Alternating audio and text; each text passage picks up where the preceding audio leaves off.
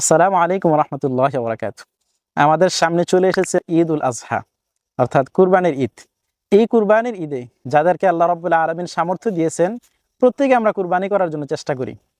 তো সবাই কুরবানি করিও, কিন্তু এই কুরবানি সম্পর্কে বিভিন্ন মাসলা মাসাইল না জানার কারণে আমাদের অনেকের কুরবানি বরবাদ হয়ে যায়। তো এই জন্য কুরবানির আগেই আমাদের কুরবানির বিভিন্ন মাসালা সম্পর্কে আমাদেরকে জানতে হবে।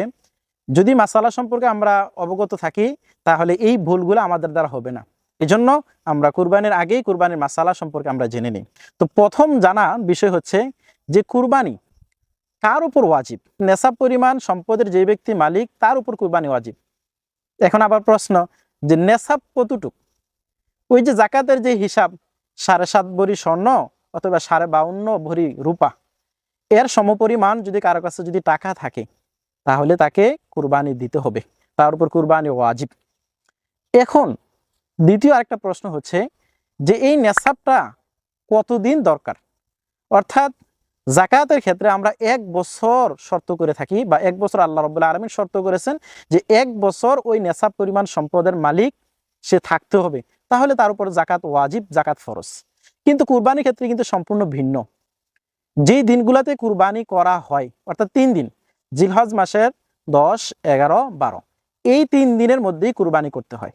তো এই 3 দিনের মধ্যে কেউ যদি নেশাব পরিমাণ সম্পদের মালিক হয়, তাহলে তার উপর কুরবানি ওয়াজিব হবে। অর্থাৎ কেউ 10 তারিখে সে নেশাব পরিমাণ সম্পদের মালিক হয় নাই, তার মানে তার উপর কিন্তু কুরবানি ওয়াজিব এটা বাদ হয়ে যায় নাই, তার জন্য আরো 2 দিন সময় তার জন্য রয়ে গেছে। তো ওই 2 দিন অর্থাৎ 11 তারিখ, জিলহজ মাসের 11 তারিখ, 12 তারিখ, ওই 2 দিনের মধ্যেও যদি ওই ব্যক্তি যদি নেশাব পরিমাণ সম্পদের মালিক হয়ে যায়, তাহলে তাকে কুরবানি করতে হবে। তাহলে আমাদের এই বিষয়টা জানা হয়ে গেল যে কুরবানি কার উপর ওয়াজিব। নেশাব পরিমাণ সম্পদের মালিক হতে হবে এবং ওই নেশাবটা 3 দিন এর যে কোনো দিন তার কাছে থাকতে হবে। এই যে 3 দিন, এই 3 দিনের মধ্যে কোন দিন কুরবানি করা উত্তম? এই 3 দিনের মধ্যে সর্বাপেক্ষা উত্তম হচ্ছে ঈদ উল আজহার দিন, অর্থাৎ জিলহজ মাসের 10 তারিখ, এই দিন কুরবানি করা উত্তম। আর এটাই আমরা পালন করার জন্য সকলেই চেষ্টা করি, ঈদ উল আজহার দিন কুরবানি করার জন্য উত্তম দিনটা। তবে কারো যদি মিস হয়ে যায়, কোনো কারণবশত হয়ে যায়, তাহলে আমরা 11 তারিখ, 12 তারিখও আমরা করতে পারি। কেউ যদি কুরবানির দিনগুলোতে কুরবানি করতে না পারে, অর্থাৎ সে নেশা পরিমাণ সম্পদের মালিক, সে আবার বালেগও, সে পাগলও না, এখন কোনো কারণবশত কুরবানির যে 3 দিন কুরবানি করা যায়, এই দিনগুলোতে সে কোনো কারণে কুরবানি করতে পারে নাই, এখন সে কি করবে? এখন তার করণীয় হচ্ছে, যদি সে পশু ক্রয় করে না থাকে, অর্থাৎ আগে থেকে পশু ক্রয় করে নাই, কিনে নাই, এখন তার উচিত হচ্ছে 3 দিন যাওয়ার পর যে কোনো একটা পশুর, অর্থাৎ ছাগল, ভেড়া, ধুম্বা বা যে কোনো একটা গরু, এর সমপরিমাণ মূল্য সে সৎকার করে দিবে। অর্থাৎ 3 দিনের মধ্যে কুরবানি করতে পারে নাই যে কোনো কারণবশত, এখন সে ওই সমপরিমাণ সম্পদ সে সৎকার করে দিবে। আর যদি এমন হয় যে ওই ব্যক্তি কুরবানি পশু ক্রয় করছে, কিন্তু কোনো কারণবশত সেটাকে কি করতে পারে নাই, কুরবানি করতে পারে নাই কুরবানির দিনগুলোতে, এখন সে 3 দিন পার হয়ে গেছে, এখন ওই পশুটাকে সে সরাসরি সৎকার করে দিবে, অর্থাৎ এটাকে সরাসরি সৎকার করে দিবে। আর যদি এমন হয় যে কুরবানির এই 3 দিন চলে গেছে, এই 3 দিন চলে যাওয়ার পর ওই পশুটাকে সে জবাই করছে, এর গোশতগুলা সৎকার করে দিতে হবে, এই গোশতগুলা নিজে খাইতে পারবে না। আবার যদি এমন হয় যে গোশতগুলা সে কিছু খেয়ে ফেলছে, তাহলে যতটুকু খেয়েছে তার সমপরিমাণ মূল্য তাকে সৎকার করে দিতে হবে। এই হচ্ছে যদি কেউ কোনো কারণবশত এই কুরবানির 3 দিনের মধ্যে কোনো দিন কুরবানি করতে না পারে, তার জন্য এই মাস। কোন পশুটার কতটুকু বয়স হলে কুরবানি করতে পারবে? গরুর জন্য সর্বনিম্ন 2 বছর হতে হবে, উটের জন্য সর্বনিম্ন 5 বছর, ভেড়া, ধুম্বা, ছাগল এগুলোর জন্য সর্বনিম্ন 1 বছর। তবে ভেড়া, দুম্বা এগুলো যদি দেখতে 1 বছর মতো মনে হয়, কিন্তু বয়সে 1 বছর না হয়, অর্থাৎ কিছু কম আছে, 7 মাস, 8 মাস, 9 মাস, 10 মাস হয়েছে, কিন্তু দেখতে 1 বছরের মতোই মনে হয় ভেড়া দুম্বার ক্ষেত্রে, তখন ওই ভেড়া দুম্বা দ্বারা কুরবানি করা যাবে। কিন্তু ছাগলের ক্ষেত্রে কিন্তু ভিন্ন, ছাগল 1 বছরের থেকে 1 দিন যদি কম হয়, তারপর কুরবানি হবে না। ঠিক তদ্রুপভাবে গরুর ক্ষেত্রে 2 বছর থেকে যদি 1 দিন যদি কম হয়, তারপরও কুরবানি হবে না। এখন প্রশ্ন হলো, আমি যে বাজার থেকে যে পশুটা ক্রয় করতেছি, মালিক থেকে তো আমি ঠিকই যে তাকে আমি জিজ্ঞাসা করছি গরুটা 2 বছর হয়েছে কিনা, সে বলছে হ 2 বছর হয়েছে। এখন বাস্তবিক পক্ষে দেখা গেল যে এটা 2 বছর হয় না, কুরবানি করলাম, কুরবানি পরে পরবর্তীতে আমরা জানতে পারলাম যে 2 বছর হয় না, এখন করণীয় কি? এখন করণীয় আমাদের কিছুই নাই, এর দায়ভার ওই বিক্রেতা অর্থাৎ যিনি বিক্রি করছে তার উপর, অর্থাৎ সে গুনাহগার হবে, সে মিথ্যা বলেছে। আমরা 2 বছর জেনেই কুরবানি করছে, আমাদের কুরবানি ইনশাআল্লাহ হয়ে যাবে। কুরবানিতে কতজন শরিক অংশীদার হতে পারবে? গরু, মহিষ এবং উটের মধ্যে সর্বোচ্চ 7 জন অংশীদার হতে পারবে। আর ভেড়া, দুম্বা, ছাগল এগুলোর মধ্যে কোনো অংশীদার নাই, এককভাবেই দিতে হবে। এখন দেখা গেল 7 জন শরিকদার হয়ে কুরবানির জন্য পশু ক্রয় করছে, একজন শরিক সে মৃত্যুবরণ করছে, এখন কি করবে? এখন যদি ওই শরিকদারের, যে শরিকদার মারা গেছে তার উত্তরাধিকারী যারা আছে, ওয়ারিস যারা আছে, তারা যদি ইচ্ছা করে তারা সেই শরিকটা বহাল রাখতে পারবে। আবার যদি তারা ইচ্ছা করে না আমরা শরিক বহাল রাখবো না, আমাদের ওই সক্ষমতা নাই, আমরা কুরবানি দেব না, তারপর তারা সরে যেতে পারে। এবং এই ক্ষেত্রে এক সবচেয়ে উল্লেখযোগ্য বিষয় হচ্ছে ওই যে একটা শরিক যদি চলে যায়, পরবর্তীতে ওই একটা শরিকের জায়গায় অন্য কাউকে আবার শরিক নিতে পারবে, কোনো সমস্যা হবে না ইনশাআল্লাহ। শরিকদারের কুরবানির মধ্যে যদি কারো যদি গোশত খানার নিয়ত থাকে, অর্থাৎ কোনো কারণবশত যে সে গোশত খাবে, তার নিয়ত সে আল্লাহকে সন্তুষ্ট করার জন্য না, অর্থাৎ তার মেয়ে বিয়ে দিছে, ছেলে বিবাহ করাইছে, বা বিভিন্ন মাধ্যম বিভিন্ন সূরত মনে করতেছে যে গোশত তো আমার কিনেই খেতে হবে, সুতরাং আমি গোশত কুরবানি দিয়ে দেই, কুরবানি হয়ে গেলে গোশত খাওয়া হয়ে গেল। যদি এরকম যদি নিয়ত করে তাহলে তার কুরবানি হবে না, এবং কি তার সাথে যে বাকি যে শরিকদার আছে তাদের কুরবানি হবে না। এটাই বিশুদ্ধ মত। যদিও ভিন্ন মতের কিছু আলেম আছে যারা বলে থাকে যে একজনের কুরবানির কারণে কেন অন্যজনের কুরবানি বাদ হবে, এটা যদিও তাদের যুক্তি ঠিক আছে, তাদের দলিল ঠিক আছে, কিন্তু এখানে বিশুদ্ধ কথা হচ্ছে যে যে ব্যক্তিটার তার নিয়তে বিশুদ্ধ নাই, আর ওই ব্যক্তিরা যখন একটা পশুর মধ্যে অংশীদার হবে, তো একটা পশুর অংশীদারের মধ্যে তো একটা পশু তো আর আপনি গোশতগুলা ওইভাবে আগে থেকে ভাগ করতে পারবেন না, এটা তো সবার মধ্যে ভাগ করে চলে আসবে। সুতরাং কারো নিয়ত যদি গোশতখানা থাকে তাহলে কিন্তু তার কুরবানি হবে না। শরিকদারের মধ্যে কারো শরিকানার টাকাটা যদি গোশের টাকা হয়, সুদের টাকা হয়, হারামের টাকা হয়, তাহলে তার কুরবানি হবে কিনা? না, তার কুরবানি হবে না। এবং কি যারা তার সাথে শরিক আছে তাদের কারোই কুরবানি কবুল হবে না, যদি ওই কুরবানির যে টাকাটা আছে সেই টাকাটার অধিকাংশ টাকাই যদি হারাম হয়। আর যদি কিছু হারাম হয় তাহলে হালাল হয়ে যাবে ইনশাআল্লাহ। আর যদি অধিকাংশ টাকাটাই হারাম হয়, তার নিজের কুরবানি হবে না, অন্য কারো কুরবানি তার হবে না। প্রথম দিন অর্থাৎ ঈদ উল আজহার দিন, কুরবানির ঈদের দিন কখন কুরবানি করবে, অর্থাৎ কয়টা থেকে কুরবানি করবে? এখানে হচ্ছে যে এলাকার মধ্যে জুমার নামাজ হয়, ঈদের নামাজ হয়, ওই এলাকার মধ্যে ঈদের নামাজের পূর্বে কুরবানি করা জায়েজ নাই, অর্থাৎ ঈদের নামাজ পড়বে, ঈদের নামাজের পরেই তারপর কুরবানি করবে, এটাই হচ্ছে বিশুদ্ধ মত। এখন যদি কোনো কারণবশত বৃষ্টির কারণে বিভিন্ন বা আপনার এরকম যেরকম মানে বিপদ মুসিবতের কারণে যদি কোনো কারণবশত যদি নামাজ পড়তে না পারে ওই এলাকার মধ্যে, তাহলে সূর্য পশ্চিম দিকে হেলার আগ পর্যন্ত অপেক্ষা করবে। যদি এরপরও যদি নামাজ আদায় করার সুযোগ না হয় তাহলে সূর্য হেলে যাওয়ার পর তারপর কুরবানি। রাতে কুরবানি করলে হবে কিনা? জি, 10 তারিখ 11 তারিখ এই 2 দিন রাত্রে কুরবানি করতে পারবে, কিন্তু 12 তারিখ রাত্রে কুরবানি করতে পারবে না। অর্থাৎ জিলহজ মাসের 12 তারিখ কুরবানি করার কোনো সুযোগ নাই। রাত্রে কুরবানি করে যদি করে সেটা 10 তারিখ রাত্রে এবং 11 তারিখ রাত্রে করলে বিশুদ্ধ হবে, 12 তারিখ রাত্রে করলে বিশুদ্ধ হবে না। আমরা কোন কোন পশু দ্বারা কুরবানি করব? গরু, মহিষ, উট, ছাগল, ভেড়া, দুম্বা এই জাতীয় প্রাণীগুলা দ্বারা আমরা কুরবানি করব। এগুলার যে কোনো একটা দিয়ে আপনি কুরবানি করলে আপনার কুরবানি বিশুদ্ধ হয়ে যাবে, সহি হয়ে যাবে, আপনার কোনো সমস্যা হবে না। যার যে সক্ষমতা আছে, যার ভেড়া দেওয়ার সক্ষমতা সে ভেড়া দিবে, যার দুম্বা দেওয়ার সক্ষমতা আছে সে দুম্বা দিবে, যার ছাগল দেওয়ার সক্ষমতা আছে সে ছাগল দিবে, যার উট দেওয়ার সক্ষমতা আছে সে উট দিবে, যার গরু দেওয়ার সক্ষমতা আছে সে গরু দিবে, যার মহিষ দেওয়ার সক্ষমতা আছে সে মহিষ দিবে। এই প্রাণীগুলার যে কোনো একটা দিয়ে যদি আপনি কুরবানি করেন তাহলে আপনার কুরবানি হয়ে যাবে। যে ব্যক্তি বালেগ হয়েছে তার উপর কুরবানি ওয়াজিব। এখন যে ব্যক্তি নাবালেগ তার উপর কুরবানি ওয়াজিব কিনা? দেখা গেল নাবালেগ ব্যক্তি সে নেশাব পরিমাণ সম্পদের মালিক, অর্থাৎ 7.5 ভরি স্বর্ণ অথবা 52.5 তোলা রূপা অথবা তার সমপরিমাণ তার সম্পদ আছে, টাকা পয়সা আছে, কিন্তু সে বালেগ না, তাহলে তার উপর কুরবানি ওয়াজিব কিনা? জি না, তার উপর কুরবানি ওয়াজিব হবে না, বরং তার উপর কুরবানি করা মুস্তাহাব, অর্থাৎ সে যদি ইচ্ছা করে কুরবানি করতে পারে এটা তার সওয়াব হবে, কিন্তু ওয়াজিব না। অর্থাৎ নাবালেগের জন্য কুরবানি করা ওয়াজিব না, যদিও সে নেশাব পরিমাণ সম্পদের মালিক হয়। যে কারো যদি মস্তিষ্কে সমস্যা থাকে অর্থাৎ পাগল হয় কিন্তু সে বালেগ, নেশাব পরিমাণ সম্পদের মালিক, কিন্তু তার মস্তিষ্ক ঠিক নাই, তার স্মৃতিশক্তি ঠিক নাই, তার কথাবার্তা ঠিক নাই, মাজনুন, পাগল, ওই ব্যক্তির জন্য কি কুরবানি ওয়াজিব? না, ওই ব্যক্তির জন্য কুরবানি ওয়াজিব না। ওই ব্যক্তি কুরবানি করতে হবে না, কারণ তার তো সেন্সই নাই, তার তো হুশই নেই, তার তো জ্ঞানই নাই, সে তো মাজনুন, সে তো পাগল। সুতরাং তার উপর কুরবানি ওয়াজিব হবে না। আমাদের সমাজে দেখা যায় যে আমরা একত্রে কয়েকটা গরু কুরবানি করি, অর্থাৎ পাশাপাশি একটা গরুকে সামনে রাখি, একটা পশুকে সামনে রেখে আরেকটা পশুকে কুরবানি করি। এটা কতটুকু যুক্তিসঙ্গত? এটা আল্লাহ রাসূল সাল্লাল্লাহু আলাইহি ওয়াসাল্লাম নিষেধ করেছেন যে একটা পশুকে আরেকটা পশুর সামনে জবাই করার জন্য, কারণ দ্বিতীয় পশুটা অনেক কষ্ট পায়। এই জন্য একটা পশুর সামনে আরেকটা পশুকে আমরা কুরবানি করব না, আমরা একটু ভিন্ন জায়গায়, অর্থাৎ যেখানে একটা পশু জবাই করেছি আরেকটা পশু অন্য জায়গায় জবাই করব, তাহলে ইনশাল্লাহ আমাদের কোনো সমস্যা হবে না। কুরবানির গোশত, অর্থাৎ আপনার ভাগের গোশত, কুরবানির গোশত অন্য ধর্মাবলম্বীদেরকে দিতে পারবেন কিনা, অর্থাৎ হিন্দুদেরকে, খ্রিস্টানদেরকে, তাদেরকে দিতে পারবেন কিনা? জি, দিতে পারবেন, কোনো সমস্যা নাই। আপনি যদি তাদেরকে দেন, দিতে পারেন, তারা খাবে, কোনো সমস্যা নেই। আপনার অংশ থেকে আপনি তাদেরকে দিতে পারবেন, কোনো সমস্যা হবে না ইনশাআল্লাহ। কুরবানির গোশত খাওয়ার বিধান কি? অর্থাৎ আপনি কুরবানি দিচ্ছেন, এর আপনি গোশত খাওয়ার, এটার বিধান কি? কুরবানির গোশত খাওয়ার বিধান হচ্ছে মুস্তাহাব। আপনি যদি না খান তাতে কোনো সমস্যা নেই, কিন্তু খাওয়াটা উত্তম।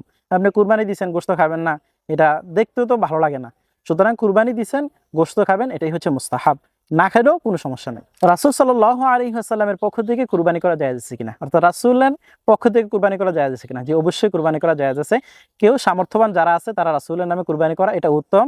কুরবানি করতে পারে, কোনো সমস্যা নাই, এবং গোশতগুলাও সকলে খাইতে পারবে, কোনো সমস্যা নেই। নিজেও খাইতে পারবে, গরিব মিসকিনদেরকে দিতে পারবে, যেভাবে ইচ্ছা এভাবেই গোশতগুলাকে বন্টন করতে পারবে, কোনো সমস্যা হবে না ইনশাআল্লাহ। বিদেশে যারা, প্রবাসে যারা থাকে, তারা কুরবানি করবে কোথায়? তারা ওই দেশে যদি কুরবানি করার সুযোগ থাকে ওই দেশে কুরবানি করবে, আর না হয় দেশে তাদের পক্ষ থেকে কুরবানি করে দিবে, অর্থাৎ তাদের পক্ষ থেকে দেশে আল্লাহর নামে কুরবানি করে দিবে, ইনশাআল্লাহ কোনো সমস্যা হবে না। পশুর চামড়া, এগুলোকে আমরা কি করব? যদি কেউ যদি ব্যক্তিগতভাবে ব্যবহার করতে পারে, এটা উত্তম আছে, কোনো সমস্যা নাই। আর যদি এটাকে বিক্রি করে দেয়, তাহলে বিক্রির টাকাটা কিন্তু নিজে খাইতে পারবেন, এটাকে সদকা করে দিতে হবে। বিভিন্ন যে গরিব মিসকিন আছে তাদেরকে সদকা করে দিতে হবে, নিজে খাওয়ার কোনো সুযোগ নাই। কিন্তু নিজে চামড়াটা ব্যবহার করতে পারবে, যে আমি নিজে চামড়াটা ব্যবহার করতে পারে, কোনো সমস্যা নেই। দারিদ্র ব্যক্তির উপর কুরবানি ওয়াজিব কিনা, অর্থাৎ যার সামর্থ্য নাই। আমাদের সমাজে অনেক মানুষকে আমরা দেখি যাদের সামর্থ্য নাই, এবং তাদের জন্য কুরবানি ওয়াজিব কিনা? জি না, যদি সামর্থ্য না থাকে তার জন্য কুরবানি ওয়াজিব না। কিন্তু ওই দারিদ্র ব্যক্তি যদি কুরবানি করার জন্য যদি পশু ক্রয় করে নেয়, তাহলে তার জন্য ওই পশুটা কুরবানি করা ওয়াজিব হয়ে যায়। অর্থাৎ তার জন্য প্রথমে কুরবানি ওয়াজিব ছিল না, কিন্তু সে ধার করে, ঋণ করে, কারো কাছ থেকে নিয়ে বা যে কোনো মাধ্যমে সে কুরবানির জন্য পশু ক্রয় করেছে। বাস, এখন পশু ক্রয় করার কারণে তাকে অবশ্যই কুরবানি করতে হবে, কারণ এখন তার জন্য ওয়াজিব হয়ে গেছে, যদিও প্রথম পর্যায়ে তার জন্য কুরবানি ওয়াজিব ছিল। গর্ভবতী পশু দ্বারা কুরবানি করা জায়েজ আছে কিনা, অর্থাৎ গর্ভবতী পশুটা, এই পশু যখন আপনি কুরবানির জন্য ক্রয় করছেন, এখন এটাতে কুরবানি করতে পারবে কিনা? যে অবশ্যই আপনি গর্ভবতী পশু দ্বারা কুরবানি করতে পারবেন, কোনো সমস্যা হবে না ইনশাআল্লাহ, আপনি কুরবানি করতে পারবেন। দেখা গেল সেই গর্ভবতী পশুটা কুরবানির আগ মুহূর্তে সে সন্তান প্রসব করছে, এখন কি করবে? এখন সে ওই প্রসব করছে যে সন্তানটা, অর্থাৎ যে বাচ্চাটা প্রসব করছে, যে পশুটা, যে বাচ্চাটা প্রসব করছে, সেই বাচ্চাটাকে জীবিত অবস্থা সৎকা করে দিবে, এটাকে কুরবানি করতে পারবে না। আর ওই বাকি পশুটা, অর্থাৎ যেটাকে কুরবানির জন্য ক্রয় করছে, সেটা দিয়ে কুরবানি করবে, কোনো সমস্যা হবে না ইনশাআল্লাহ। জবাইকারী ব্যক্তিকে আমরা পারিশ্রমিক দেব না হাদিয়া দেব? জি, যদি হাদিয়া দেন এটা সবচেয়ে উত্তম। পারিশ্রমিক না দিয়ে হাদিয়া দেন। তো বিশেষ করে ইমাম সাহেবরা যে জবাই করে তাদেরকে ঠকায়েন না। আপনি 1 লক্ষ টাকা দিয়ে কুরবানি করবেন আর ইমাম সাহেবকে আপনি দিবেন 100 টাকা, 200 টাকা, এটা কিন্তু মানানসই না। কারণ ইমামেরও কিন্তু একটা হক আছে, আপনার মহল্লা হিসাবে কুরবানি করছে, তো ওনাকেও পর্যাপ্ত পরিমাণে দেন, অর্থাৎ পর্যাপ্ত হাদিয়া দেন, পারিশ্রমিক না, হাদিয়া দেন। যে আপনি 1 লক্ষ টাকা দিয়ে কুরবানি করছেন, এখন তো 1 লক্ষ টাকা অ্যাভেলেবেল, একটা গরু অ্যাভেলেবেল, সুতরাং আপনার 7 জনে মিলে 1 লক্ষ টাকা কুরবানি করছেন, ইমাম সাহেবকে 500 টাকা দিতে পারবেন না?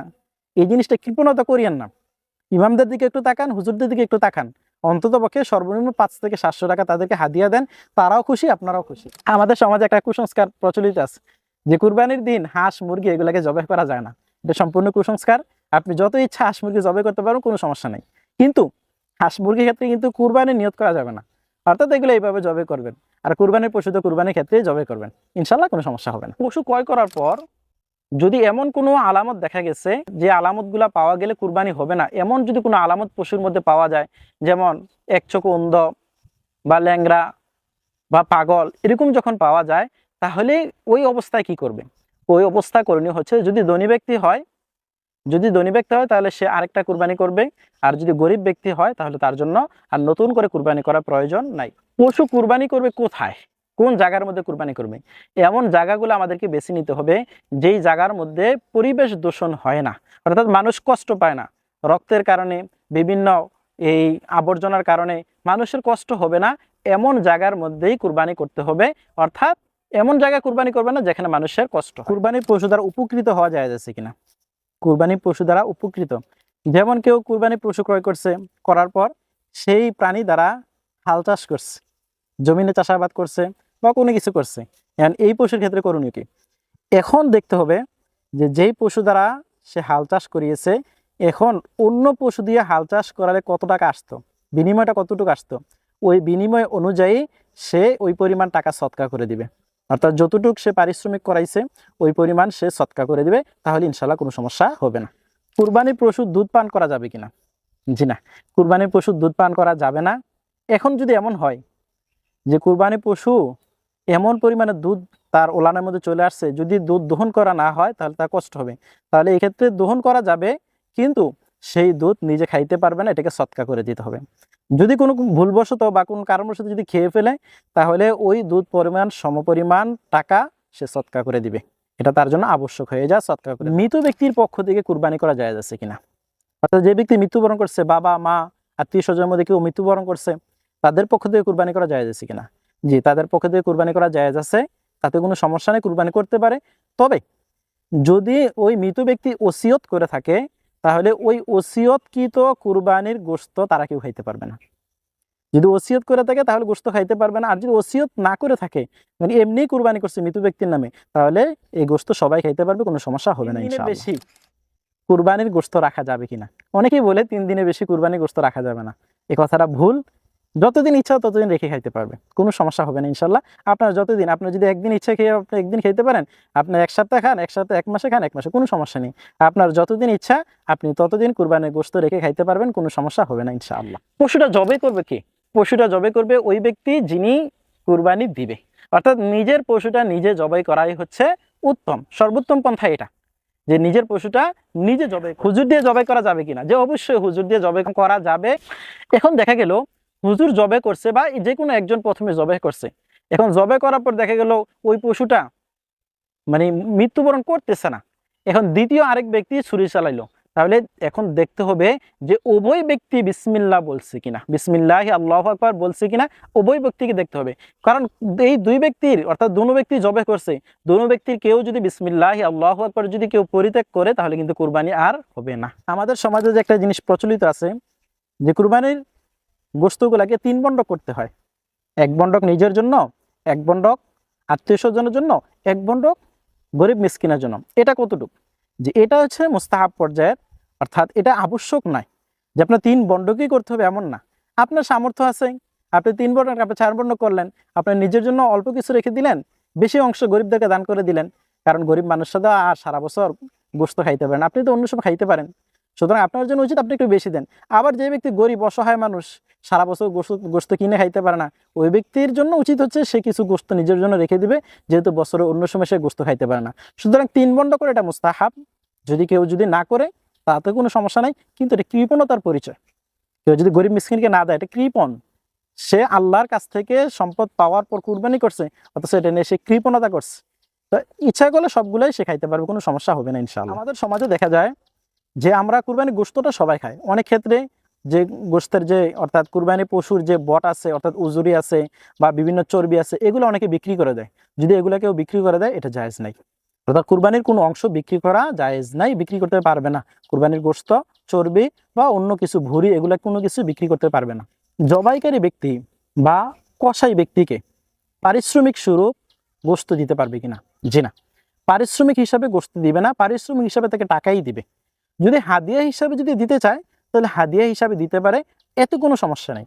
কিন্তু যদি শুধু পারিশ্রমিক হিসাবে যদি দেয়, তাহলে এটা জায়েজ হবে না। আমাদের সমাজে দেখা যায় বিশেষ করে ইমাম সাহেবরা যে কুরবানি করে, একজন মানুষই মোটামুটি 15, 20, 30, 40টা গরু জবাই করে। এক্ষেত্রে দেখা যায় যে তাদের ছুরি ধারটা কমে যায়, ডাটা কমে গেলে পশু জবাই করাটা অনেক কষ্টকর হয়ে যায়। এই জন্য তাদের উচিত হচ্ছে যে একত্রে 2-1টা ছুরি বেশি রাখবে, যাতে করে ওই ধারালো ছুরি দ্বারাই পশুগুলা কুরবানি করা হয়, যাতে দোতা যেটার মধ্যে ধান নাই ওই ছুরি দ্বারা যাতে কুরবানি করা না হয়, কারণ এটা দ্বারা পশুদের কষ্ট হয়। জবে কতক্ষণ পরিমাণ পরে পশুর চামড়া আলাদা করবে? আমাদের সমাজে দেখা যায় বিশেষ করে কসাইরা জবে করার একটু পরেই তারা চামড়া চলানো শুরু করে দেয়। এটা কিন্তু উচিত না এবং এটা ঠিক না। কারণ কি? কারণ যতক্ষণ পর্যন্ত পশুটা নিস্তেজ না হবে ততক্ষণ পর্যন্ত ওই পশুটা চামড়া চলানো যাবে না বা আলাদা করা যাবে না। রুগ্ন পশু দ্বারা কুরবানি করা যায় যাচ্ছে কিনা, অর্থাৎ রোগী, সুস্থ না অসুস্থ, এই অসুস্থ প্রাণী দ্বারা কুরবানি করা যায় যাচ্ছে কিনা? জি না, অসুস্থ প্রাণী দ্বারা কুরবানি করা জায়েজ নাই, কারণ কুরবানির জন্য শর্তই সুস্থ প্রাণী লাগবে। কোনো পশুর যদি দাঁত না থাকে, অর্থাৎ দাঁত নাই, এখন এই দাঁত ছাড়া পশু দ্বারা কুরবানি করতে পারবে কিনা, অর্থাৎ যে পশুটা নিজে চিবিয়ে খাইতে পারে না, তার দাঁত নাই, অর্ধেকের তো কম, যদি এরকম যদি হয় তাহলে ওই পশু দ্বারা কুরবানি করা জায়েজ হবে না। শিং ছাড়া প্রাণী দ্বারা কুরবানি করা জায়েজ আছে কিনা, অর্থাৎ গরু মহিষ এগুলার ক্ষেত্রে শিং যদি না থাকে তাহলে কুরবানি করা জায়েজ আছে কিনা? যদি জন্মগতভাবেই যদি শিং না থাকে, অর্থাৎ জন্ম থেকেই তার শিং ওঠে নাই, এরকম যদি প্রাণী হয় তাহলে কোনো সমস্যা হবে না, ওই প্রাণী দ্বারা কুরবানি করতে পারবে। কিন্তু যদি জন্মগত শিং ছিল কিন্তু কোন কারণবশত ভেঙে গেছে, তাহলে ওই প্রাণী দ্বারা কুরবানি করা যাবে কিনা? তাহলে আমাদের দেখতে হবে যে শিংটা যে ভেঙেছে সেটা কি বেশিটা অংশটা ভেঙেছে না কম অংশটা ভেঙেছে। যদি অর্ধেকের থেকে যদি বেশি ভেঙে গিয়ে থাকে তাহলে ওই প্রাণী দ্বারা কুরবানি করা যাবে না। এখন কোনো পশুর যদি লেজ কাটা থাকে, কান কাটা থাকে, ওই পশু দিয়ে কুরবানি করা যাবে কিনা? সেম এখনো একই মাসালা, যদি লেজ অর্ধেকের থেকে যদি কম কাটা হয় তাহলে জায়েজ আছে, আর যদি অর্ধেকের থেকে যদি বেশি কাটা হয় তাহলে জায়েজ নাই।